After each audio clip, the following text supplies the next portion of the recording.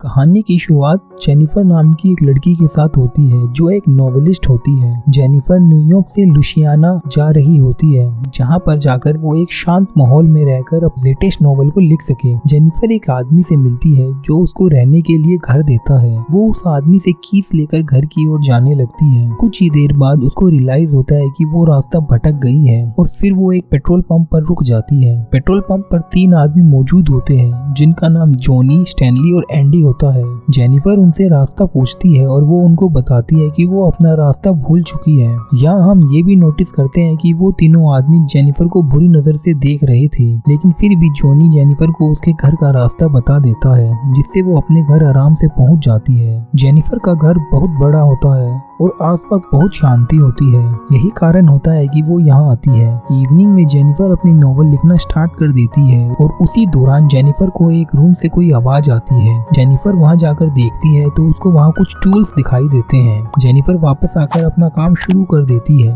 Jennifer अपना काम कर ही रही होती है तभी उसके हाथ से वाइन का गिलास स्लिप हो जाता है जिससे उसके कपड़े खराब हो जाते हैं। जेनिफर वहीं पर अपने कपड़े उतार के साफ करने लगती है। तभी हमें वहाँ दिखता है कि कोई जेनिफर की वीडियो शूट कर रहा है, लेकिन जेनिफर को इस बारे में कुछ भी पता नहीं लगता। अगली सुबह जब जेनिफर वॉक कर रही होती है तो वो वहाँ एक पुराने घर को देखती है। जब वो अंदर जाती है तो वहाँ वैसे टूल्स को देखती है। जेनिफर को ये थोड़ा अजीब लगता है, लेकिन वो वहाँ से अपने घर चली जाती है। जब वो अपने घर आती है तो देखती है कि उसके टॉयलेट से बहुत गंदा पानी आ रहा है। जेनिफर प्लम्बर को कॉल करके बुलाती है। इस प्लम्बर का नाम मैथ्यू था। जब प्लम्बर टॉयलेट की प्रॉब्लम ठीक कर देता है तो जेनिफर उसको थैंक यू बोलकर किस कर देती है। प्लम्बर डर के वहाँ से भाग जाता है। अगले सीन में हमें 3 लोग दिखाई देते हैं जो जेनिफर को पेट्रोल पंप पर मिले थे। ये तीनों बात ही कर रहे होते हैं। तभी वहाँ मैथ्यू आ जाता है क्योंकि वो भी इन्हीं तीनों का फ्रेंड था। यहाँ हम स्टैनली के हाथ में एक कैमरा देखते हैं जिससे उस दिन जेनिफर की कोई वीडियो शूट कर रहा था और इसका मतलब था कि स्टैनली ही वो आदमी था।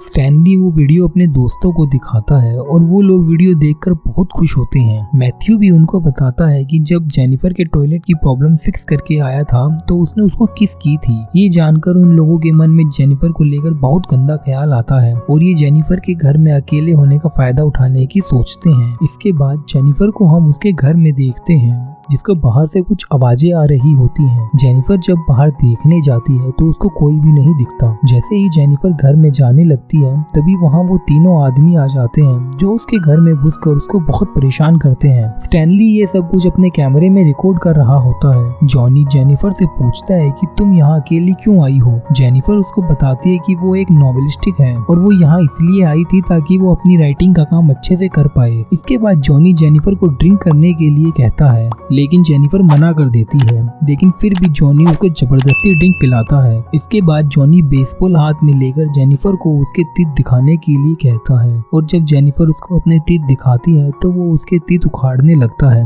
जिसकी वजह से जेनिफर को बहुत दर्द होता है और वो रोने भी लगती है। ये तीनों आदमी यही नहीं रुकते। ये लोग जेनिफर को और भी ज्यादा टॉर्चर करते हैं, लेकिन फिर भी किसी तरह जेनिफर अपनी जान बचाकर वहाँ से जंगल की तरफ भाग जाती है। जंगल में जेनिफर को एक ऑफिसर मिलता है जो उससे पूछता है कि तुम भाग क्यों रही हो। जेनिफर ऑफिसर को सब कुछ बता देती है। वो ऑफिसर जेनिफर से कहता है कि तुम घबराओ मत और मैं तुम्हारी हेल्प करूंगा क्योंकि मैं एक ऑफिसर हूँ। इसके बाद ऑफिसर जेनिफर को अपनी कार में बैठा के अपने घर ले जाता है। घर जाकर ऑफिसर जेनिफर के साथ बहुत अजीब बिहेव करने लगता है और फिर अजीब तरह से उसकी बॉडी को भी टच करने लगता है। तभी वहाँ वो तीनों आदमी भी आ जाते हैं। एक्चुअली ये ऑफिसर भी उन तीनों के साथ मिला हुआ था और उसी ने उनको कॉल करके अपने घर बुलाया था और ये लोग फिर से जेनिफर को बहुत परेशान करते हैं। पहले मैथ्यू जेनिफर के साथ जबरदस्ती करता है और फिर वो सब एक एक करके जेनिफर के साथ जबरदस्ती करते हैं और उसका रेप करते हैं। इसके बाद वो लोग जेनिफर के सारे कपड़े फाड़ कर उसको जंगल में छोड़ देते हैं। जेनिफर जंगल में भागने लगती है और ये लोग फिर उसको पकड़कर उसका रेप करते हैं और बहुत टॉर्चर करते हैं। कुछ देर बाद जॉनी जेनिफर को पानी में डुबाकर मारने की भी कोशिश करता है, लेकिन जेनिफर वहाँ बेहोश हो जाती है। थोड़े टाइम बाद जब जेनिफर को होश आता है तो उसकी हालत बुरी होती है।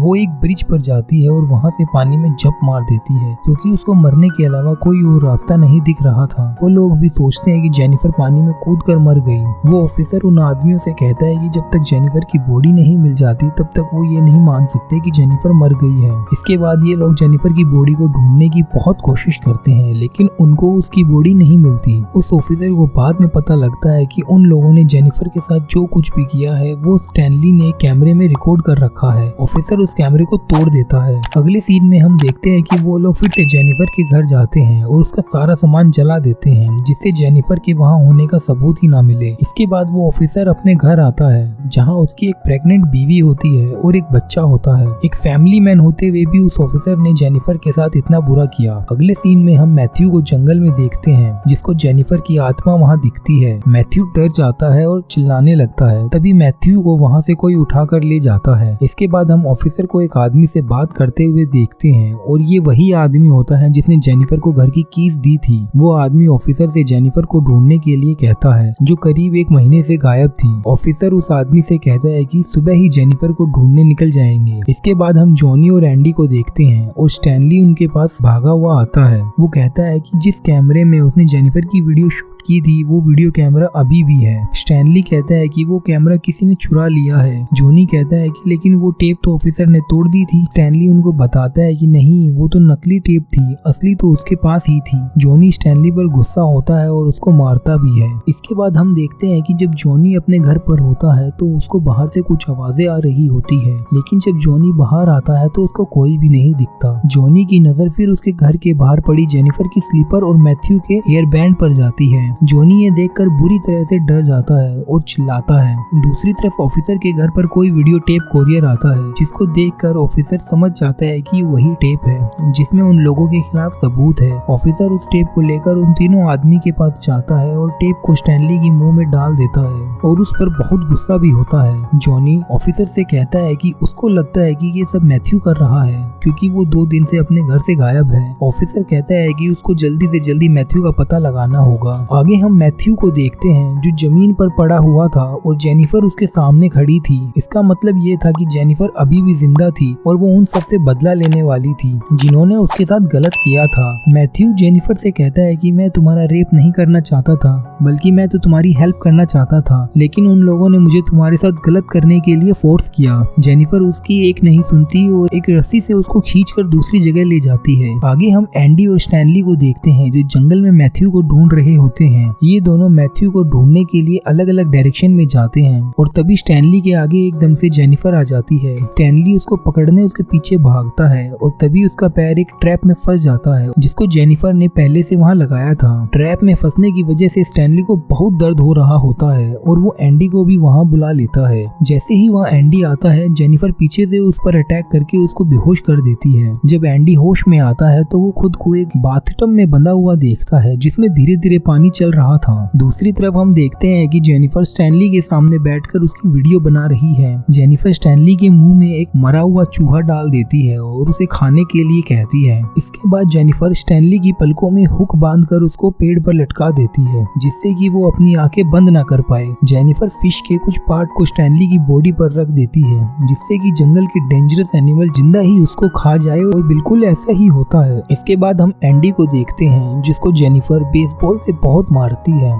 जेनिफर पानी में एसिड मिला देती है और जब भी एंडी पानी में अपना मुंह डालता है उसका मुंह जल जाता है। जेनिफर एंडी का फेस बहुत बार उस पानी में डालती है जिससे उसका चेहरा पूरी तरह से जल जाता है और उसकी भी वही मौत हो जाती है। अब तक जेनिफर 3 लोगों को मार चुकी थी जिससे उसको बदला लेना था। अब जेनिफर एक कार लेकर पेट्रोल पंप पर आती है और जैसे ही जॉनी वहां आता है वो उसको मार के बेहोश कर देती है। जॉनी जब होश में आता है तो खुद को बिना कपड़ों के बंधा हुआ पाता है। पहले तो जेनिफर जॉनी के सारे तीत उखाड़ देती है जिससे वो दर्द से पूरी तरह चिल्लाने लगता है, लेकिन जेनिफर को भी जॉनी पर बिल्कुल दया नहीं आती। जेनिफर जेनिफर जॉनी का प्राइवेट पार्ट भी काट देती है और उससे उसके ही मुंह में डाल देती है। जेनिफर जॉनी को बहुत टॉर्चर करती है। जॉनी की बॉडी से ब्लड निकल रहा होता है और वहीं पर जॉनी की डेथ हो जाती है। जॉनी को मार के जेनिफर को बहुत सुकून महसूस होता है, लेकिन अभी भी वो ऑफिसर बचा हुआ था और अब वो उसी को मारने वाली थी। जेनिफर ऑफिसर के बेटे की टीचर बनकर उसके घर में एंटर होती है और ऑफिसर से कॉल पर बात भी करती है, लेकिन ऑफिसर जब तक घर पर आता है तो उसके बेटे को लेकर जा चुकी होती है। ऑफिसर अपने बेटे को सारी जगह ढूंढता है, लेकिन वो उसको नहीं मिलता। ऑफिसर जैसे ही अपनी कार में आकर बैठता है, जेनिफर उसको बेहोश कर देती है। जेनिफर ऑफिसर को बहुत अजीब तरीके से बांध कर रखती है। उसने ऑफिसर के पीछे एक शॉटगन घुसा रखी थी। जेनिफर ऑफिसर के सामने आकर उससे कहती है कि अब वो उसके बेटे के साथ वो सब करने वाली है जो उसने उसके साथ किया था। ये सुनकर ऑफिसर जोर जोर से चिल्लाने लगता है, क्योंकि अब उसको एहसास हो गया था कि उसने जेनिफर के साथ बहुत गलत किया था। जेनिफर उसके बेटे के साथ कुछ नहीं करने वाली थी, वो तो बस ऑफिसर को एहसास दिलाना चाहती थी कि उसने जेनिफर के साथ कितना गलत किया था। जेनिफर उस शॉटगन को ऑफिसर के अंदर और भी ज्यादा घुसा देती है, जिसकी वजह से ऑफिसर के मुंह से खून निकलने लगता है। जेनिफर उस शॉटगन में एक रस्सी बांध देती है और वो रस्सी को मैथ्यू के हाथ में दे देती है। अब जैसे ही मैथ्यू अपना हाथ हिलाता है, वो गन फायर हो जाती है और बुलेट ऑफिसर के मुंह से निकलकर मैथ्यू को लग जाती है, क्योंकि वो बिल्कुल उसके सामने ही बैठा था। इससे वो दोनों ही खत्म हो जाते हैं। ये सारा सेटअप करके जेनिफर घर से बाहर चली जाती है और जैसे ही मैथ्यू को होश आता है, वो अपना हाथ तेजी से हिलाने लगता है, जिससे उन दोनों की मौत वहीं हो जाती है। जेनिफर उसी घर के बाहर होती है जिसमें उन सभी को मार दिया था, जिन्होंने उसके साथ गलत किया था, और यहीं पर ये कहानी खत्म हो जाती है। अगर आपको इस मूवी की एक्सप्लेनेशन पसंद आई तो इस वीडियो को लाइक जरूर करें और अपने दोस्तों के साथ शेयर करना ना भूलें, और हमें कमेंट सेक्शन में बताएं कि आपको इस मूवी का एक्सप्लेनेशन कैसा लगा। और ऐसे ही और भी इंटरेस्टिंग मूवीज की एक्सप्लेनेशन देखने के लिए हमारे चैनल को सब्सक्राइब करें और बेल आइकन को दबा दें, ताकि आने वाली वीडियोस की नोटिफिकेशन आपको टाइम टू टाइम मिलती रहे। और अगर आप अभी और इंटरेस्टिंग मूवीज की एक्सप्लेनेशन सुनना चाहते हैं तो नीचे दिए गए 2 वीडियोस में से किसी पर भी क्लिक करके आप सुन सकते हैं। अभी के लिए अलविदा दोस्तों, हम फिर मिलेंगे न्यू वीडियो में न्यू मूवी की एक्सप्लेनेशन के साथ। तब तक के लिए थैंक यू।